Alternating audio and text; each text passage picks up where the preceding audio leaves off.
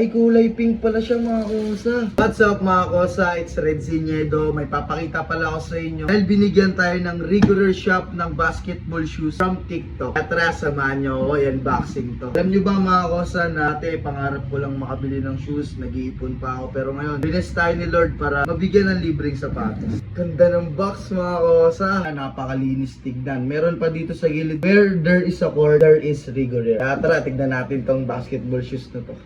Kulay pink pala siya mga kosa. Ganda. Pangalan nito ay AR Battle 2. May heart pala siya sa gilid. Natin side by side sa gilid. Sa harap, meron siyang arrow dito. Di talaga ako expert sa sapatos mga kosa, pero alam ko lang kung kailan ako komportable. Titignan natin yung insole niya. Kasi may nabalitaan ako mga kosa na insole daw nito inspired by NBA. Sobrang kapal na niya kaya masarap pala siya sa paa. Dito naman yung sa sole niya mga kosa, makikita mo na sobrang lalim nung sa traction niya. Kaya for sure makapit to and tatagal talaga sa inyo to. I-check natin to on foot, kaya tara, samahan niyo ako.